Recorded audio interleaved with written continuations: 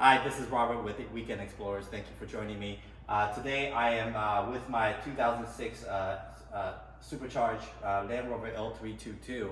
It's a Range Rover L322. And these vehicles have come down in price a lot, and I picked up one of these so that we can go weekend overlanding.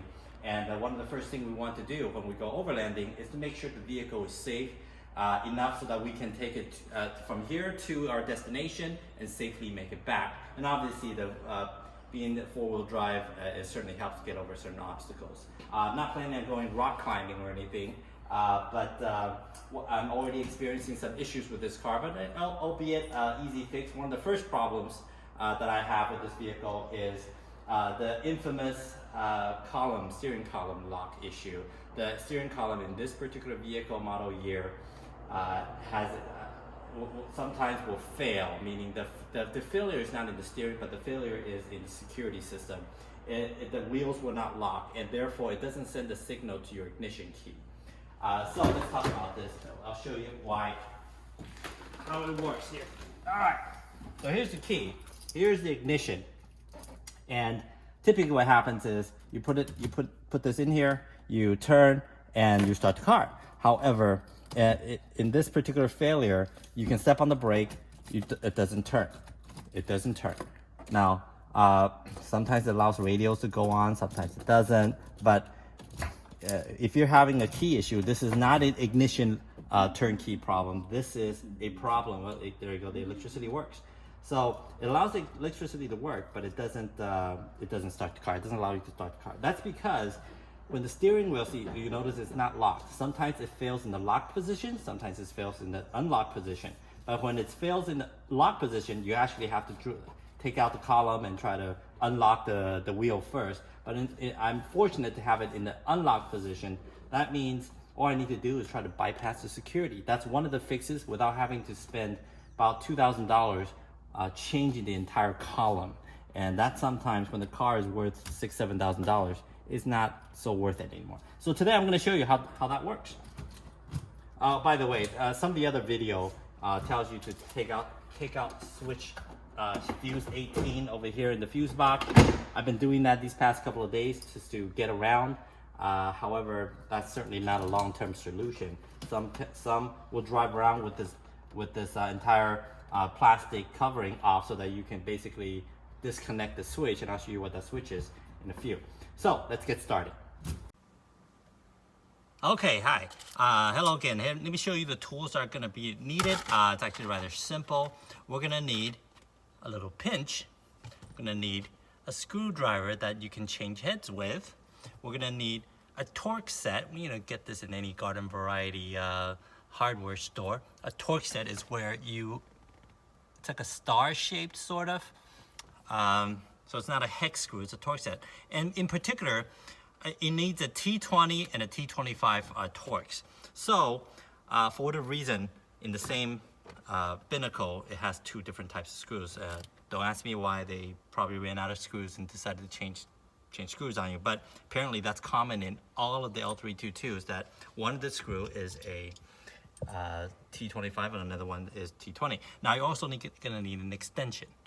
Now this extension goes on top of this, and then this hex, one of it, goes on there, all right? So it allows you to access some of the deeper holes. Many people complain, oh, my screwdriver is not long enough, and I don't want to run down to a shop to get one, so they have a hard time trying to get to it, or they improvise some type of mechanism to get to it. But at any rate, here's how we do it.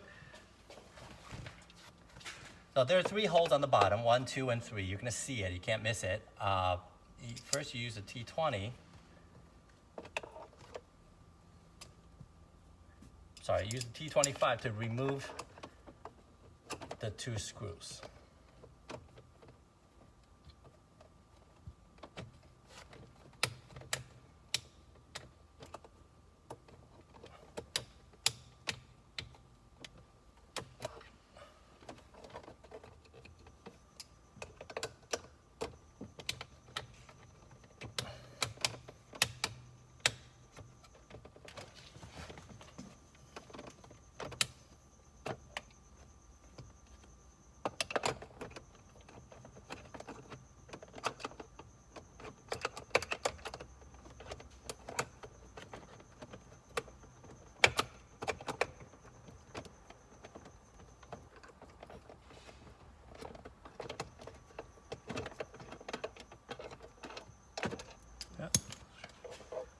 is out.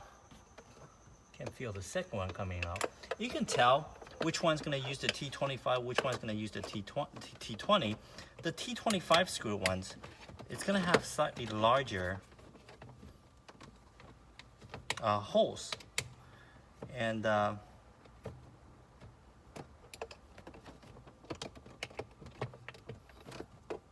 if you use the T25 one, it should fit right in.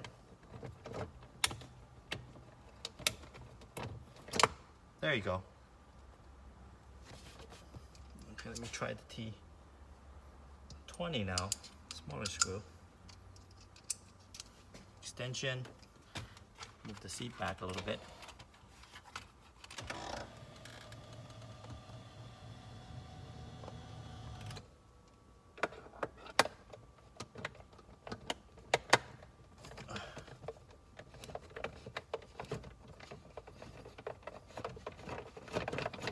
There you go. 1,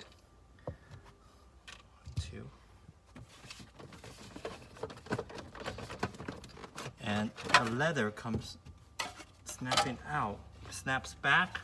The bottom portion just pulls out. You don't want to rush it. You don't want to damage any of the leather and plastic pieces. The screw never came out.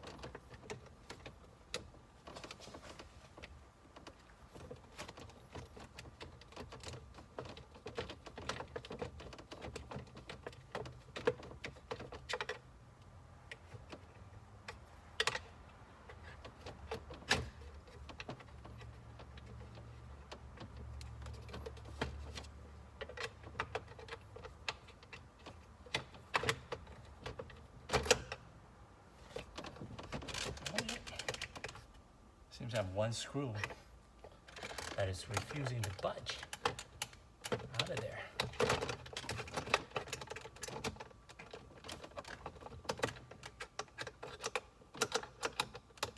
Ah, there you go. Finally.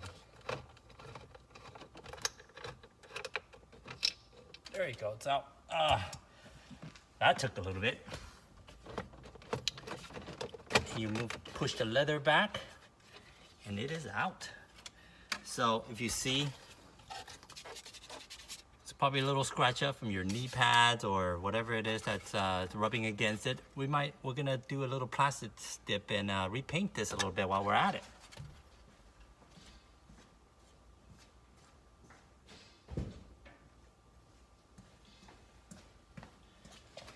Now, where is the wire?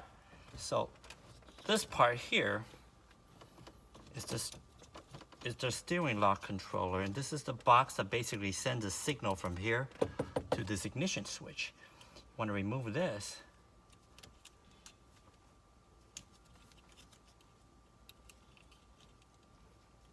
You just press on it, and then you push down the gray lever.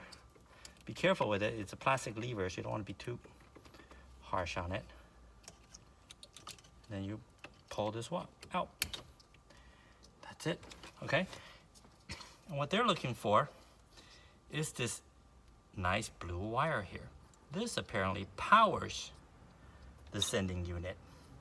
So the idea of this particular hack is you clamp a wire here and connect it directly to the ambient lighting underneath, and this way, every time you open the door, the ambient lighting supplies the power to the sending unit that sends a signal to the ignition. And this way, you can start the car every single time you enter or exit the door, or every single time you press on the interior lighting, you'll be able to access and turn the key without having to replace this $1,000 steering column. So let's go ahead and start working on that. And other videos have indicated to you that they want to solder it to avoid voltage differences or fluctuations, because this car is very sensitive to voltage fluctuations. But there's a different way to do it without having to solder. For those of you who don't know how to solder or think that it's difficult to solder, there's little things like this that you can buy from your local hardware store, and something like this. This basically is a wire splicer. What it does is it connects to the wire, it bites on the wire, and then you put another, crimping thing like this into it, and basically connects the two wires and splice the wire without having to strip any wires. You're not gonna have any issues with the loose wires or amperage loss, etc. So this is one of the ways to do it, is like this, right? We're gonna start working on that. See, there's a little light down here. So all you do is just take a screwdriver and just pop it out. There's no screw attached to this. So all you do is pull this out. See that wire? The wire's here. Positive, negative, right? And then we're gonna connect it to one of the wires here. And as I pull this white line through, and pull it out here. So the idea is we're gonna connect this wire to a positive wire here. This will give it power, okay? So we'll and using the same technique. So I put the wires back, I reconnected that connector here on the steering column, I put the key in. Now remember, when you disconnect that steering column security device here, it's gonna give you one start and one start only. So it should start full time. And that's it. Now here's the test of whether this particular wiring system works. Turn off my light here. It's turning this car off, pulling the key out. Will it give me a second start?